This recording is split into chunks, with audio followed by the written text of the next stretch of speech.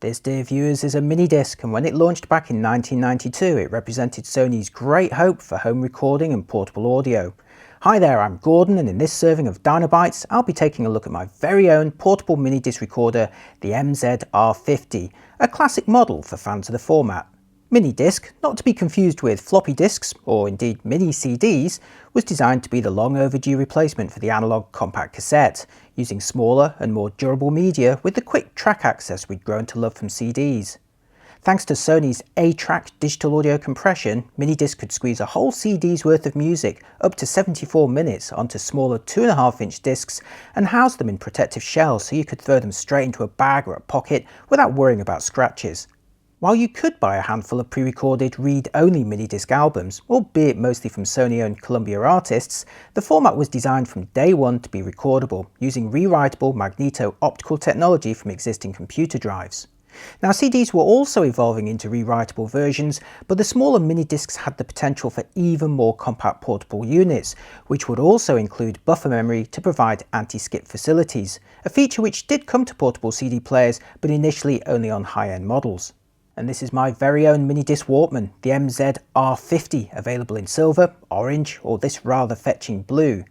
I bought it during a trip to Japan in 1997 for 39,000 yen, or around £250. The MZ-R50 arrived roughly 5 years after mini-disc's launch, during which time Sony and its partners had refined and gradually miniaturised the devices, finally beginning to realise the potential of the format.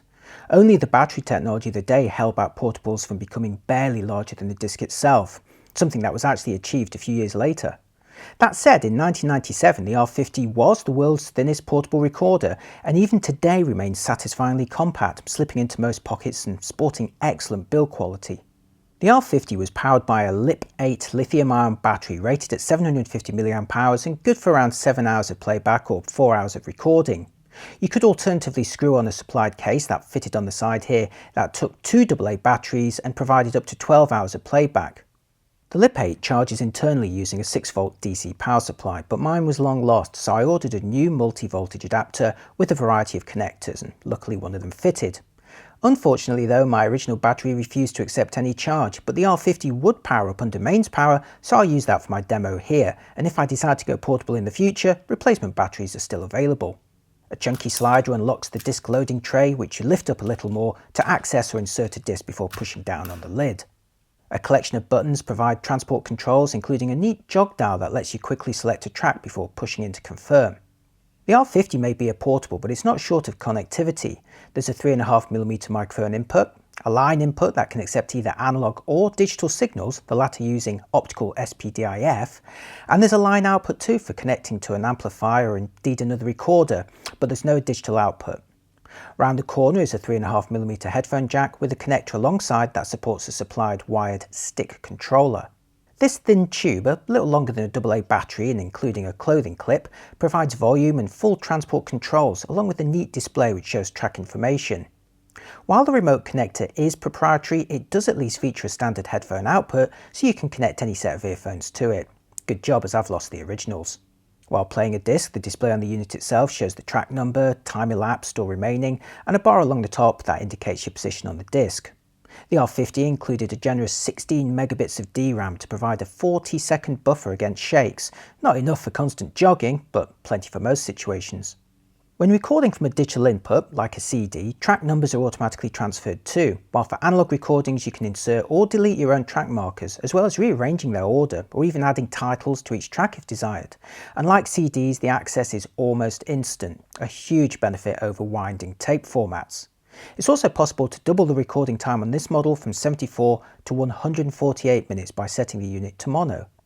Okay, now for a demo. My own R50 had been sat in the box for over 20 years with an unlabelled disc loaded into it, so I was more than curious to see not only if I could power it up, but to find out what was actually on that disc, if anything at all. Now, I can't play it for long for copyright reasons, but here's a quick burst.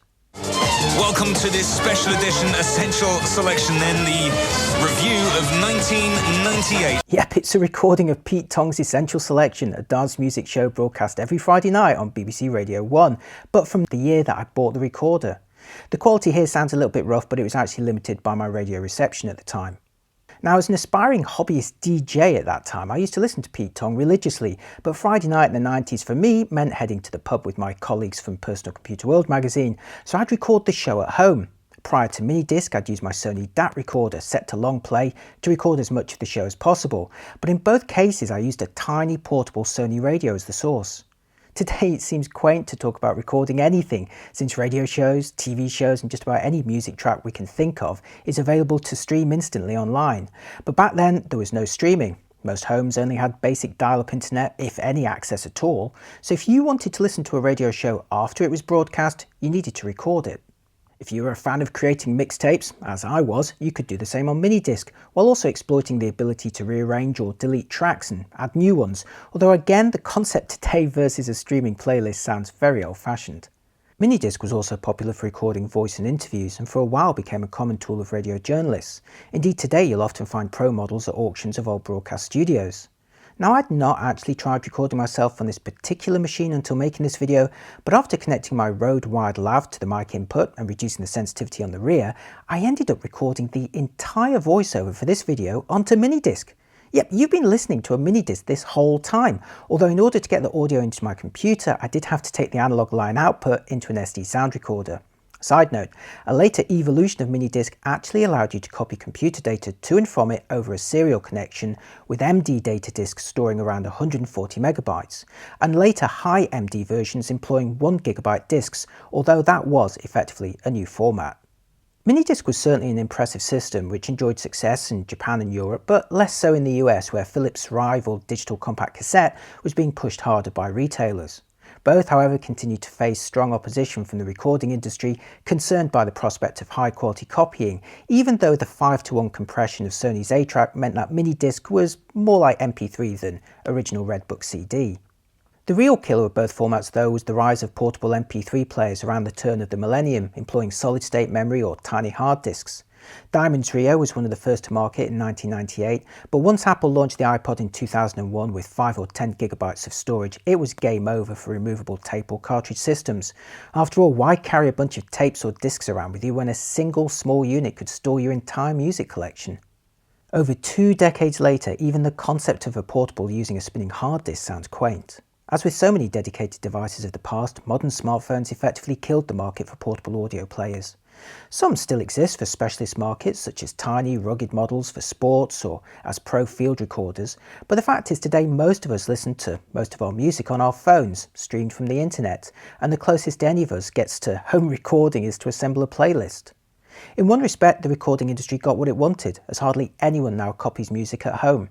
Ironically though, the sheer convenience and low cost of streaming music means few of us actually buy physical media anymore either, forcing artists and labels to evolve and adapt with the new technology. Today I listen to all my music on Tidal, a streaming service with a vast collection of albums in lossless CD quality, along with a bunch of titles also available in high definition audio, which can sound great on a decent hi-fi. I've made a video all about Tidal if you're interested in finding out more. So before phones took over, what did you have as a portable music player, and is it still in operation? I enjoyed revisiting MiniDisc for this episode, and if you'd like to see me review more old audio devices, let me know. Thanks for watching, and if you enjoy my vintage tech reviews, the best way to keep them coming is by subscribing and checking out my other videos on the channel. I know all YouTubers ask you for the same thing, but it genuinely does help. Thanks again, let me know what you'd like to see me cover next, and I'll see you next time. Bye bye.